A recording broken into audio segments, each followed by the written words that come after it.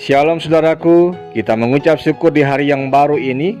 Boleh diperkenankan untuk membaca merenungkan bagian firman Tuhan yang terambil dalam kitab Hosea pasal 8 ayat yang pertama hingga ayat yang ke-6 yang menyatakan, "Tiuplah sangkakala, serangan laksana Raja Wali atas rumah Tuhan, oleh karena mereka telah melangkahi perjanjianku dan telah mendurhaka terhadap pengajaranku. Kepadaku mereka berseru-seru, Ya Allahku, kami Israel mengenal Engkau. Israel telah menolak yang baik, biarlah musuh mengejar dia. Mereka telah mengangkat raja, tetapi tanpa persetujuanku. Mereka mengangkat pemuka, tetapi dengan tidak setauku. Dari emas dan peraknya mereka membuat berhala-berhala bagi dirinya sendiri, sehingga mereka dilenyapkan. Aku menolak anak lembumu, hai Samaria. Murkaku menyala terhadap mereka. Sampai berapa lama tidak dapat disucikan? Orang-orang Israel itu dibuat oleh tukang dan itu bukan Allah. Sungguh akan menjadi serpih anak lembu Samaria itu." Demikianlah sabda Tuhan. Dalam Hosea pasal 8 dikisahkan saudaraku, Israel runtuh akibat berpaling dari Tuhan. Tuhan melakukan apa yang baik kepada umatnya. Dikatakan di ayat yang ketiga, tapi Israel justru menolaknya.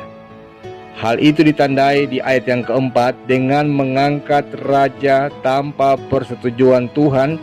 Demikian juga dengan para pemuka diangkat tanpa sepengetahuan dari Tuhan. Seolah-olah Tuhan dianggap tidak ada oleh Israel. Dengan kata lain, umat Israel tidak melibatkan Tuhan dalam pemerintahan hidup mereka. Bahkan orang Israel pun melakukan praktek membangun mezbah-mezbah penyembahan untuk ilah lain. Sikap inilah yang membuat Tuhan sangat marah ataupun sangat murka, dan melalui Hosea Tuhan menyatakan hukumannya karena Israel menolak pengajaran, menolak perintah dan perjanjian yang baik dari Tuhan itu. Saudaraku, bagaimana kita memaknai kisah hidup orang Israel di zaman Hosea ini? Sejujurnya, bukankah kita kerap kali melakukan hal seperti itu juga? Kita hanya melibatkan Tuhan sebatas perkara-perkara rohani saja, sementara urusan pekerjaan dan kehidupan kita sehari-hari 100% berada dalam kedaulatan kita. Tuhan hanya berdaulat di hari Minggu, sementara hari Senin sampai Sabtu kedaulatan ada di tangan kita sepenuhnya. Kita tidak melibatkan Tuhan dalam perencanaan, bahkan kita tidak pernah meminta petunjuk dan persetujuan Tuhan ketika hendak memutuskan sebuah perkara. Herannya, kita masih saja berharap Tuhan akan memberkati kita, padahal kita terang-terangan menolak Dia dalam hidup kita.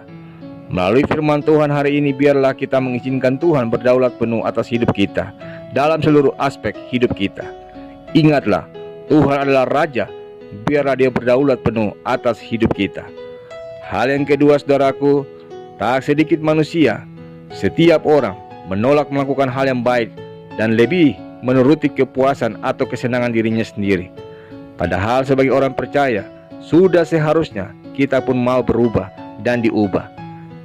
Jika semuanya itu demi kebaikan kita, pertanyaannya, mengapa kita harus menolaknya? Biarlah dengan hikmat Allah, kita dimampukan untuk dapat melakukan hal yang baik yang dikehendaki Tuhan dalam kehidupan kita. Amin. Saudaraku, mari kita sehati dalam doa. Bapa yang mulia, kami bersyukur dan berterima kasih untuk hari baru yang Tuhan anugerahkan kepada kami. Bahkan kami boleh disapa dengan kebenaran firman-Mu yang kudus, yang mengajarkan kepada setiap kami untuk belajar mengizinkan Tuhan berdaulat penuh atas kehidupan kami dalam berbagai rancangan dan rencana kehidupan kami. Ajarkanlah kami dengan hikmat Allah untuk menjadikan Tuhan atas raja hidup kami, dan biarlah Dia boleh berdaulat penuh atas kehidupan kami. Dan kami pun juga belajar untuk membuka hati dan pikiran kami, diri kami, untuk diubah oleh kuasa Roh Kudus-Mu, sehingga kami dapat menikmati shalom Allah di dalam seluruh aspek kehidupan kami. Demi Kristus Yesus kami berdoa. Amin.